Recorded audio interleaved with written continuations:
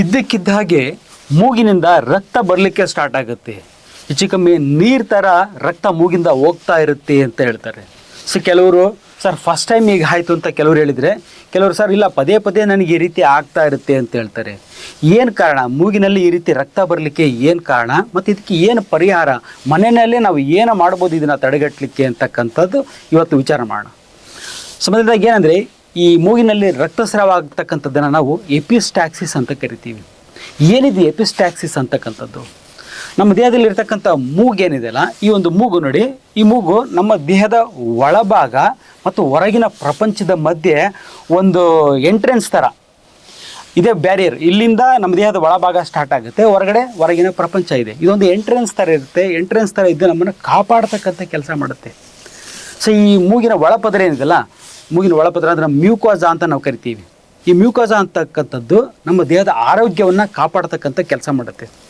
ಯಾವ ರೀತಿ ಕಾಪಾಡುತ್ತೆ ಅಂತಂದರೆ, ಒಂದು ದೇಶನ ಆರ್ಮಿ ಯಾವ ರೀತಿ ಕಾಪಾಡುತ್ತಲ್ಲ, ಒಳಗೆ ಬೇರೆ ಯಾರು ನುಸುಳಬಾರ್ದು ಅಂತೇಳಿ, ಆ ರೀತಿ ಒಂದು ಮ್ಯೂಕೋಸಾ ನಮ್ಮ ಆರೋಗ್ಯನ ಕಾಪಾಡ್ತಕ್ಕಂಥ ಕೆಲಸ ಮಾಡುತ್ತೆ. ಯಾವ ರೀತಿ ಅಂತಂದರೆ, ನಾವು ಏನೇ ಉಸಿರಾಡ್ತಕ್ಕಂಥ ಗಾಳಿನಲ್ಲಿ ಅನೇಕ ಬ್ಯಾಕ್ಟೀರಿಯಾಗಳು, ಅನೇಕ ವೈರಸ್ಗಳು, ಸುಮಾರು ಡಸ್ಟ್ ಪಾರ್ಟಿಕಲ್ಸು, ಫಾರಿನ್ ಬಾಡೀಸ್ ಇದೆಲ್ಲ ಇದ್ದೇ ಇರುತ್ತೆ.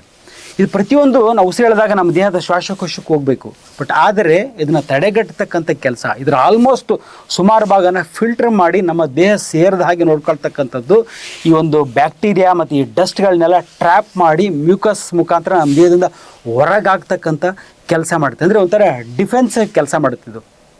ಈ ಒಂದು ಮೂಗು ಮತ್ತು ಮೂಗಿನ ಒಳಪದರ ಏನಿದೆಯಲ್ಲ, ಇದು ತುಂಬಾ ವ್ಯಾಸ್ಕ್ಯುಲರ್, ಅಂದರೆ ಸಿಕ್ಕಾಪಟ್ಟೆ ರಕ್ತ ಸಂಚಾರ ಜಾಸ್ತಿ ಇರುತ್ತೆ.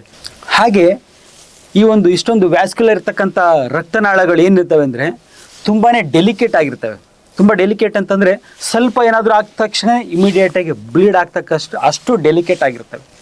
ಸರಿ, ಈ ಒಂದು ಮೂಗಿನಲ್ಲಿ ರಕ್ತಸ್ರಾವ ಆಗ್ತಕ್ಕಂಥದ್ದು ಯಾರಲ್ಲಿ ಕಾಮನ್ ಅಂತ ನೋಡೋದಾದರೆ, ಮಕ್ಕಳಲ್ಲಿ ಸ್ವಲ್ಪ ಕಾಮನ್ನು. ಮಕ್ಕಳಲ್ಲಿ ಅದರಲ್ಲೂ ಕೂಡ ಈ 3 ರಿಂದ 10 ವರ್ಷದಲ್ಲಿ ಜಾಸ್ತಿ ನೋಡ್ತೀವಿ ನಾವು.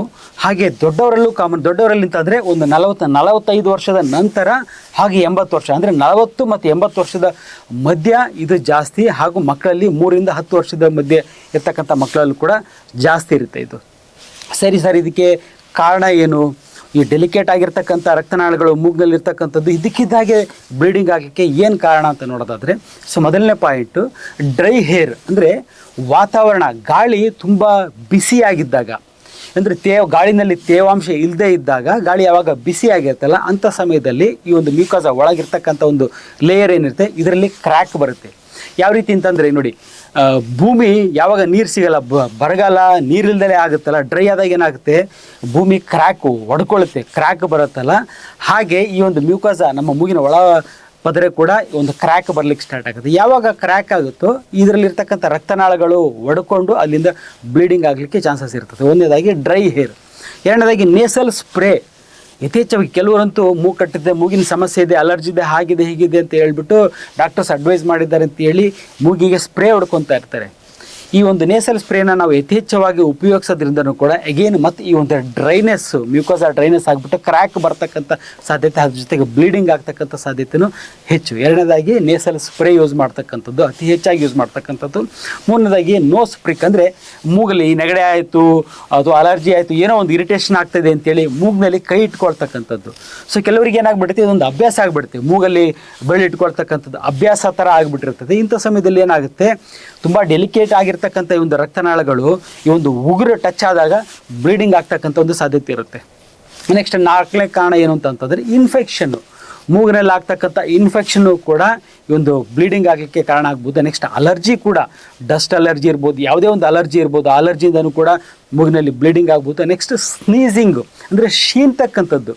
ನೋಡಿ, ಶೀನೋದ್ರಿಂದನೂ ಈಗ ಮೂಗಿನಲ್ಲಿ ರಕ್ತಸ್ರಾವ ಆಗ್ಬೋದು. ಅದರಲ್ಲೂ ಕೂಡ ಮುಖ್ಯವಾಗಿ ಸಾಮಾನ್ಯವಾಗಿ ನಾವು ಶೀನ್ಬೇಕಾದ್ರೆ ಏನು ಮಾಡ್ತೀವಿ, ಮೂಗು ಮತ್ತು ಬಾಯಿನ ಎರಡನ್ನೂ ಓಪನ್ ಇಟ್ಕೊಂಡು ಶೀನ್ತೀವಿ, ನಾರ್ಮಲಾಗಿ ಶೀನ್ತಕ್ಕಂಥದ್ದು ಹಾಗೆ. ಬಟ್ ಕೆಲವರು ಏನು ಮಾಡ್ತಾರೆ, ಏನೋ ಊಟ ಮಾಡ್ತಿರ್ತಾರೆ, ಬಾಯಲ್ಲಿ ಏನೋ ಇರ್ತೈತೆ, ಅದು ಹೊರಗಡೆ ಬಂದುಬಿಡುತ್ತೆ ಅಂತ ಏನು ಮಾಡ್ತಾರೆ, ಬಾಯನ್ನು ಮುಚ್ಕೊಂಡು ಜೋರಾಗಿ ಶೀನ್ಲಿಕ್ಕೆ ಹೋಗ್ತಾರೆ. ಯಾವಾಗ ಬಾಯನ್ನು ಮುಚ್ಕೊಂಡು ನಾವು ಫೋರ್ಸ್ಫುಲ್ಲಿ ಈ ಒಂದು ಸ್ನೀಸಿಂಗನ್ನು ಶೀನ್ತೀವಿ, ಆವಾಗ ಮೂಗಿನಲ್ಲಿ ಅತಿ ಹೆಚ್ಚಾಗಿ ಗಾಳಿ ಪ್ರೆಷರ್ ಜಾಸ್ತಿ ಹೋಗ್ಬಿಟ್ಟು ರಪ್ಚರ್ ಆಗುತ್ತೆ, ರಕ್ತನಾಳ ರಪ್ಚರ್ ಆಗಿಬಿಟ್ಟು ಈ ರಕ್ತಸ್ರಾವ ಆಗ್ತಕ್ಕಂಥ ಸಾಧ್ಯತೆ ಇರ್ತದೆ. ಅದ್ರ ಜೊತೆಗೆ ಕೆಲವರು ಈಗೀಗಂತೂ ಯಥೇಚ್ಛವಾಗಿ ಪ್ರತಿಯೊಬ್ಬರಲ್ಲಿ ನೋಡ್ತೀವಿ, ಈ ಒಂದು ಬ್ಲಡ್ ಥಿನ್ನರ್ಸ್ ಅಂತ ಮೆಡಿಸಿನ್ಸನ್ನು ಯೂಸ್ ಮಾಡ್ತಿರ್ತಾರಲ್ಲ, ಈ ಬ್ಲಡ್ ಥಿನ್ನರ್ಸ್ ಮೆಡಿಸಿನ್ಸನ್ನು ರೆಗ್ಯುಲರಾಗಿ ಯೂಸ್ ಮಾಡೋದ್ರಿಂದನೂ ಕೂಡ ಮೂಗಿನಲ್ಲಿ ರಕ್ತಸ್ರಾವ ಆಗ್ಬೋದು. ಇವನು ಬ್ರೈನಲ್ಲಿ, ಮಿದುಳಿನಲ್ಲಿ ಕೂಡ ಒಂದು ರಕ್ತಸ್ರಾವ ಆಗ್ತಕ್ಕಂಥ ಒಂದು ಸಾಧ್ಯತೆ ಇರ್ತದೆ. ಅದ್ರ ಜೊತೆಗೆ ಇನ್ನೊಂದು ಮುಖ್ಯವಾದ ಒಂದು ಪಾಯಿಂಟ್ ನೀವು ತಿಳ್ಕೊಬೇಕಾಗಿರೋದು, ಇಷ್ಟರ ಜೊತೆಗೆ ಇನ್ನೊಂದು ಏನಂದರೆ ಬ್ಲಡ್ ಪ್ರೆಷರ್, ಅತಿ ಹೆಚ್ಚಾದ ರಕ್ತದ ಒತ್ತಡ ಇದ್ದಾಗಲೂ ಕೂಡ ಈ ಒಂದು ಮೂಗಿನಲ್ಲಿ ರಕ್ತಸ್ರಾವ ಆಗ್ತಾ ಇರ್ತದೆ. ಸೊ ನಾವು BP ಜಾಸ್ತಿ ಇದೆ ಅಂತ ಹೇಳ್ತಕ್ಕಂಥದ್ದಕ್ಕೆ, ಯಾರೋ ಒಂದು ಮೂಗಿನಲ್ಲಿ ರಕ್ತಸ್ರಾವ ಆಗ್ತಾಯಿದೆ ಅಂತ ಫಸ್ಟ್ ನಾವು ಮಾಡ್ತಕ್ಕಂಥದ್ದೇನು BP ಚೆಕ್ ಮಾಡ್ತೀವಿ. BP ಜಾಸ್ತಿ ಇತ್ತು, 170, 180, 180, 200 ಹಿಂಗೆಲ್ಲ BP 180, 200 ಎಲ್ಲ ನೋಡ್ತೀವಿ, 220, 240 ಎಲ್ಲ ನೋಡ್ತೀವಿ. ಇಷ್ಟೊಂದು ಜಾಸ್ತಿ BP ಇದ್ದು ಮೂಗಿನಲ್ಲಿ ರಕ್ತಸ್ರಾವ ಆಯಿತು ಅಂತಂದರೆ ಅದು ಮೂಗಿನಲ್ಲಿ ಆಗ್ತಿರ್ತಕ್ಕಂಥ ಬ್ಲೀಡಿಂಗಿಗೆ ಕಾರಣ ಆ ಒಂದು ಬ್ಲಡ್ ಪ್ರೆಷರ್, ಹೆಚ್ಚಾಗಿರ್ತಕ್ಕಂಥ ಒಂದು ಬ್ಲಡ್ ಪ್ರೆಷರ್. ಇಷ್ಟು ಕಾರಣಗಳು ನಮ್ಮ ಮೂಗಿನಿಂದ ರಕ್ತ ನೀರು ಥರ ಸೋರ್ಲಿಕ್ಕೆ ಅಂತ ಹೇಳ್ಬಿಟ್ಟು. ಸರಿ ಸರ್, ಕಾರಣಗಳೇನು ಹೇಳಿದ್ರಿ, ಇದಕ್ಕೆ ಪರಿಹಾರ ಏನು ಅಂತಂದರೆ ಸಾಮಾನ್ಯವಾಗಿ ಏನು ಮಾಡ್ತಾರೆ ನೋಡಿ, ಮೂಗಿನಲ್ಲಿ ರಕ್ತ ಹೋಗ್ತಿದೆ ಅಂದ ತಕ್ಷಣ ನಾವು ಜನರಲ್ ನೀವಾದರೂ ಅದನ್ನೇ ಮಾಡ್ತೀರಿ. ಏನಂದರೆ ಮೂಗನ್ನು ಕ್ಲೀನ್ ಮಾಡ್ತಕ್ಕಂಥದ್ದು, ತೊಳಿತಕ್ಕಂಥದ್ದು. ಆ ಮೂಗು ಬಟ್ಟೆ ತೊಗೊಂಡು ಒರೆಸ್ತಾ ಇರ್ತಾರೆ ಅಥವಾ ನೀರಿನಲ್ಲಿ ತೊಳಿತಾ ಇರ್ತಾರೆ. ಸೊ ಈಗ ಮಾಡ್ತಾರೆ. ಈಗ ಮಾಡೋದ್ರಿಂದ ಏನಾಗುತ್ತೆ, ಮತ್ತಷ್ಟು ಬ್ಲೀಡಿಂಗ್ ಜಾಸ್ತಿ ಆಗ್ತಾ ಇರ್ತದೆ. ಹಾಗಾಗಿ ಫಸ್ಟ್ ನೀವು ಮಾಡಬಾರ್ದು ಅಂತಕ್ಕಂಥದ್ದು ಏನಂತಂದರೆ ಮೂಗನ್ನು ಕ್ಲೀನ್ ಮಾಡ್ತಾ ಕೂತ್ಕೋಬೇಡಿ, ಒರೆಸಬೇಡಿ, ತೊಳಿಬೇಡಿ ಅಂತ ಹೇಳ್ತೀನಿ. ಸೊ ನೆಕ್ಸ್ಟ್ ಏನು ಮಾಡಬೇಕು ಅಂತಂದರೆ ದೇಹನ ಸ್ಟ್ರೈಟಾಗಿ ಕೂತ್ಕೊಳ್ಳೋ ಬದಲಿ ಸ್ವಲ್ಪ ಫಾರ್ವರ್ಡ್ ಬೆಂಡಿಂಗ್, ಸ್ವಲ್ಪ ಮುಂದಕ್ಕೆ ಬಗ್ಗಿ ಕೂತ್ಕೊಳ್ತಕ್ಕಂಥ ಕೆಲಸ ಮಾಡಬೇಕು. ಯಾಕಂದರೆ ಹಿಂದ್ಗಡೆ ಹಿಂಗೆ ಕೂತ್ಕೊಂಡಾಗ ಏನಾಗುತ್ತೆ, ಮೂಗಿನಲ್ಲಿರ್ತಕ್ಕಂಥ ರಕ್ತ ನಮ್ಮ ಶ್ವಾಸಕೋಶಕ್ಕೆ ಹೋಗ್ತಕ್ಕಂಥದ್ದು, ಆಸ್ಪಿರೇಷನ್ ಆಗಿ ನಮ್ಮ ಶ್ವಾಸಕೋಶಕ್ಕೆ ಹೋಗ್ತಕ್ಕಂಥದ್ದು, ಕೆಮ್ಮು ಬರ್ತಕ್ಕಂಥ ಸಾಧ್ಯತೆ ಇರ್ತದೆ. ಹಾಗಾಗಿ ಕುಳಿತುಕೊಳ್ಳೋದೇ ಸ್ವಲ್ಪ ತಲೆಯನ್ನು ಬಗ್ಗಿಸಿಕೊಂಡು, ಲೀನ್ ಫಾರ್ವರ್ಡ್ ಅಂತ ಹೇಳ್ತೀವಿ, ತಲೆಯನ್ನು ಬಗ್ಗಿಸ್ಕೊಂಡು ಕುಳಿತುಕೊಳ್ತಕ್ಕಂಥ ಕೆಲಸ ಮಾಡಬೇಕು. ಸೊ ಮೂರನೇದಾಗಿ ತುಂಬ ಇಂಪಾರ್ಟೆಂಟ್ ನೀವು ಮಾಡಬೇಕಾಗಿರೋ ಕೆಲಸ ಏನಂತಂದರೆ, ಸೊ ಮೂಗನ್ನು 10 ರಿಂದ 15 ನಿಮಿಷ ಪ್ರೆಸ್ ಮಾಡಿ, ಟೈಟಾಗಿ ಪ್ರೆಸ್ ಮಾಡಿ ಇಟ್ಕೋಬೇಕು. ಹೇಗೆ ಮೂಗಂತ ನೋಡಿ, ಇಲ್ಲಿಂದ ಇಲ್ಲಿ ತನಕ ಇದೆ ಮೂಗು, ಎಲ್ಲಿ ಪ್ರೆಸ್ ಮಾಡಬೇಕು, ಈ ಬೋನ್ ಇರೋ ಜಾಗ ಹಿಂಭಾಗ ಏನಿದೆಯಲ್ಲ ಅದನ್ನು ಬಿಟ್ಬಿಡಿ. ಮುಂದ್ಗಡೆ ಇರ್ತಕ್ಕಂಥ ಒಂದು ಸಾಫ್ಟ್ ಟಿಶ್ಯೂ ಏನಿದೆಯಲ್ಲ, ಈ ಒಂದು ಮೆದು ಇರ್ತಕ್ಕಂಥ ಒಂದು ಭಾಗವನ್ನು ಈ ರೀತಿ ಟೈಟಾಗಿ ಪ್ರೆಸ್ ಮಾಡ್ಕೊಳ್ಳಿ. ಪ್ರೆಸ್ ಮಾಡಿ 10 ರಿಂದ 15 ನಿಮಿಷ ಹಾಗೆ ಇಟ್ಕೋಬೇಕು. ಬಾಯಿಂದ ಉಸಿರಾಡಬೇಕು, ಮೂಗಿಂದ ಉಸಿರಾಡಬೇಡಿ. ಟೈಟಾಗಿ ಮೂಗಿನ ಮುಂಭಾಗವನ್ನು ಟೈಟಾಗಿ 2 ಬೆರಳ ಮಧ್ಯೆ ಹಿಡ್ಕೊಂಡ್ರೆ ಸಾಕು. 2 ಬೆರಳ ಮಧ್ಯೆ ಹಿಡ್ಕೊಂಡು ಬಾಯಿಂದ ಉಸಿರಾಡ್ತಕ್ಕಂಥ ಕೆಲಸ ಮಾಡಿದ್ರೆ ಸಾಕು. 10 ರಿಂದ 15 ನಿಮಿಷ ಮಾಡಿ. 15 ನಿಮಿಷ ಆದಮೇಲೆ ನೀವು ಕೈ ಬಿಟ್ಟರೆ 100% ಆಲ್ಮೋಸ್ಟ್ ಈ ಒಂದು ಬ್ಲೀಡಿಂಗು ನಿಂತು ಬಿಟ್ಟಿರ್ತದೆ. ಸೊ ನೆಕ್ಸ್ಟ್ ಆಮೇಲೆ ಫಸ್ಟ್ ತೊಳಿಬೇಡಿ.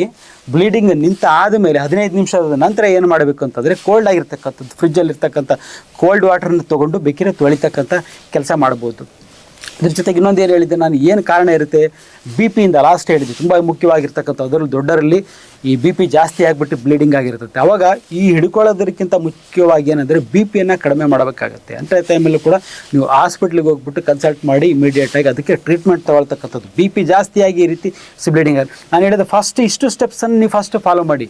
ಏನಂದರೆ ಕ್ಲೀನ್ ಮಾಡಬೇಡಿ, ಮುಂದ್ಗಡೆ ಬಗ್ಗಿ ಕುಳಿತುಕೊಳ್ಳಿ. ಅದ್ರ ಜೊತೆಗೆ ಏನಂದರೆ 2 ಬೆರಳ ಮಧ್ಯೆ ಈ ಒಂದು ಮೂಗಿನ ಮುಂಭಾಗವನ್ನು ಟೈಟಾಗಿ ಹಿಡ್ಕೊಂಡು ಈ ರೀತಿ ಹಿಡ್ಕೊಂಡು ಬಾಯಿ ಮುಖಾಂತರ ಉಸಿರಾಡ್ತಕ್ಕಂಥದ್ದನ್ನು 15 ನಿಮಿಷ ಮಾಡಿದರೆ ಸಾಕು. ಆಲ್ಮೋಸ್ಟ್ ಮೋರ್ ದ್ಯಾನ್ 90% ಬ್ಲೀಡಿಂಗ್ ನಿಂತೋಗುತ್ತೆ. ಸೊ ಈ ಮೂಗಿನ ಮುಂಭಾಗದಲ್ಲಿ ಇರ್ತಕ್ಕಂಥ ಬ್ಲೀಡಿಂಗ್ ಏನೋ ನಿಂತೋಗುತ್ತೆ. ಬಟ್ ಆದರೆ ಮೂಗಿನ ಹಿಂಭಾಗದಲ್ಲಿ ಒಂದೊಂದು ಸಲ ಈ ಬೋನ್ಸ್ ಇರ್ತಕ್ಕಂಥ ಜಾಗದಲ್ಲಿ ಅಲ್ಲಿ ಏನಾದರೂ ಅಲ್ಲಿಂದ ಬ್ಲೀಡಿಂಗ್ ಆಗ್ತಾಯಿತ್ತು ಅಂತಂದರೆ ಈ ರೀತಿ ಪ್ರೆಷರ್ ಅಪ್ಲೈ ಮಾಡೋದ್ರಿಂದ ಅದು ನಿಲ್ಲೋದಿಲ್ಲ. ಅಂಥ ಸಮಯದಲ್ಲಿ ನೀವು ಹಾಸ್ಪಿಟ್ಲಿಗೆ ಹೋಗ್ಬೇಕಾಗತ್ತೆ. ಸೊ 90% ನೀವು ಹಾಸ್ಪಿಟ್ಲಿಗೆ ಹೋಗ್ತಕ್ಕಂಥ ಒಂದು ಅವಶ್ಯಕತೆ ಇಲ್ಲ. ನಾನು ಹೇಳಿರ್ತಕ್ಕಂಥ ಒಂದಿಷ್ಟು ಸ್ಟೆಪ್ಸನ್ನು ಮನೇಲೇ ಮಾಡಿ, ಅಲ್ಲಿಗೂ ಬ್ಲೀಡಿಂಗ್ ನಿಲ್ತಾ ಇಲ್ಲ ಅಂತ ಅಂದಾಗ ಅದನ್ನೇ ಫಸ್ಟೇ ಹೋಗ್ಬಿಡ್ಬೇಡಿ. ಬ್ಲೀಡಿಂಗ್ ಸ್ಟಾರ್ಟ್ ಆಗಿದೆ, ಹಾಸ್ಪಿಟ್ಲಿಗೆ ಹೋಗಬೇಡಿ, ವೆಯ್ಟ್ ಮಾಡಿ, 15 ನಿಮಿಷ ವೆಯ್ಟ್ ಮಾಡಿ, 15-20 ನಿಮಿಷ ಈ ಒಂದು ಸ್ಟೆಪ್ಸನ್ನು ಫಾಲೋ ಮಾಡಿ. ಸೊ ನಿಂತು ಆಯ್ತಾ ತಲೆ ಕೆಡಿಸ್ಕೊಬೇಡಿ, ಯಾವುದರಿಂದ ಆಯಿತು ಅನ್ನೋದು ನಾನು ಹೇಳಿದ್ದೆ. ಆ ಕಾರಣಗಳನ್ನು ಸರಿಪಡಿಸ್ಕೊತ ಬಂದರೆ ಸಾಕು. ಅಕಸ್ಮಾತ್ ಅಲ್ಲಿಗೂ 15 ನಿಮಿಷ ಆದರೂ ಕೂಡ ಬ್ಲೀಡಿಂಗ್ ನಿಲ್ತಾ ಇಲ್ಲ ಅಂದರೆ ನೆಕ್ಸ್ಟ್ ನೀವು ಇಮಿಡಿಯೇಟಾಗಿ ಹಾಸ್ಪಿಟ್ಲಿಗೆ ಹೋಗಿ ಕನ್ಸಲ್ಟ್ ಮಾಡಿ BP ಚೆಕ್ ಮಾಡಿಸ್ತಕ್ಕಂಥದ್ದು ಅಥವಾ ENT ಸರ್ಜನನ್ನು ಕನ್ಸಲ್ಟ್ ಮಾಡ್ತಕ್ಕಂಥ ಕೆಲಸ ಮಾಡ್ಬೋದು. ನಗ್ನಗ್ತಾ ಇರಿ, ಆರೋಗ್ಯವಾಗಿರಿ. ನಮಸ್ಕಾರ.